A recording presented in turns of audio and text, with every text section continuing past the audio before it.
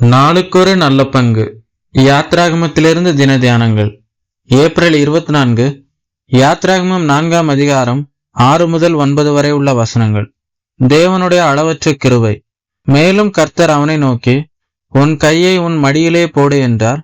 அவன் தன் கையை தன் மடியிலே போட்டு அதை வெளியே எடுக்கும்போது, இதோ அவன் கை உறைந்த மலையைப் போல் வெண்குஷ்டம் பிடித்திருந்தது. வசனம் 6. பாலைவனமும் ஓரேப் மலையும் சந்திக்கிற அடிவாரத்தில் தேவனுடைய அளவற்ற கிருபையும் மனிதனின் அவிவிசுவாசமும் வெவ்வேறு வழிகளில் வெளிப்பட்டு கொண்டிருக்கின்றன. மோசேயின் அவநம்பிக்கையின் இருளை போக்க தேவன் மற்றுமொரு கிருபையின் ஒளிக்கீற்றை வீச செய்கிறார்.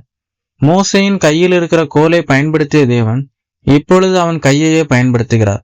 சாத்தானின் மேலிருந்த வல்லமையை காண்பித்த தேவன் பாவத்தின் மேலிருக்கும் வல்லமையும் இப்பொழுது காண்பிக்கிறார். தம்முடைய ஊழியக்காரனை முற்றுமுடியாய் ஆயத்தப்படுத்த தேவன் தமது மகிமையிலிருந்து இறங்கி வந்து அவனுடைய அவிவிசுவாசத்தை நிவர்த்தி செய்கிறார்.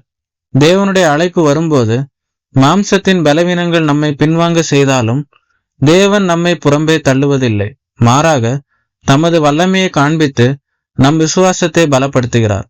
மோசே எகிப்தின் பார்வோனை சந்திப்பதற்கு முன்பாக அவன் கற்றுக்கொள்ள வேண்டிய மிக முக்கியமான 2 ஆவிக்குரிய பாடங்கள் இருந்தன. முதலாவது அடையாளம் கோல் பாம்பாக மாறுதல். சாத்தானின் வல்லமையின் மீதான தேவனுடைய அதிகாரத்தை காட்டியது. வெளிப்படையான எதிரியை தேவன் எப்படி அடக்குகிறார் என்பதை அது விளக்குகிறது. இரண்டாவது அடையாளம் கை குஷ்டரோகமாக மாறுதல். மனித இருதயத்தின் உள்ளார்ந்த பாவநிலையும் அதை புதுப்பிக்கிற தேவனுடைய சுத்திகரிப்பும் கிருபையும் சுட்டி காட்டுகிறது. வெளியில் உள்ள எதிரியாகிய சாத்தானையும் உள்ளே இருக்கும் மாம்சத்தின் பாவத்தையும் தேவன் ஒருவரே ஜெயிக்க வல்லவர் என்பதை மோசே ஆழமாக உணர்ந்து கொள்ள வேண்டும் என்பதே இதன் நோக்கமாகும். மோசே கையை அங்கிக்குள் நுழைத்து மார்பிலே வைத்து வெளியே எடுத்தபோது அதில் பாவத்தின் அடையாளமாய் தொடுநோய் தோன்றியது. மனிதன் இயல்பிலே ஒரு பாவி என்றும் பாவத்தின் கரையை தேவன் நீக்க வல்லவர் என்பதையும் இது தெரிவிக்கிறது. பாவம் கழுவப்படுதலின் வாயிலாக ஒரு மனிதன் தேவ பணிக்கு தகுதியாக்கப்படுகிறான் என்பதையும் இது காட்டுகிறது. முதல் முறை கையை அங்கிக்குள் விட்டபோது குஷ்டம் வந்தது. இரண்டாவது தடவை உள்ளே விட்டு எடுத்தபோது அது மாறி போனது. முதல் மனிதனால் பாவமும் 2ஆம் மனிதனால் பாவம் நீங்கி போவதையும் நமக்கு நினைவூட்டவில்லையா? முதல் மனிதனாகிய ஆதாமால் மரணமும் 2ஆம் மனிதனாகிய கிறிஸ்துவால் ஜீவனும் வந்தது என்பது நமக்கு ஞாபகப்படுத்தவில்லையா?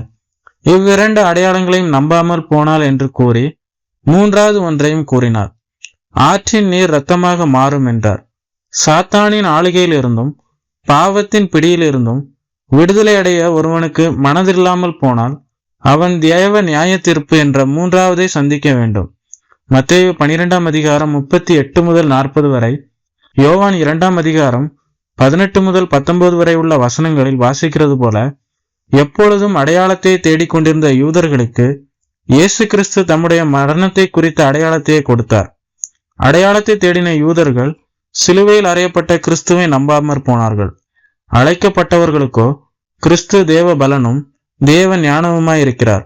கிறிஸ்துவின் மரணத்தினால் வரும் விடுதலையை பெற்று எதிர்வரும் நியாய தீர்ப்புக்கு தப்பித்துக் கொள்வோம். ஆமென்.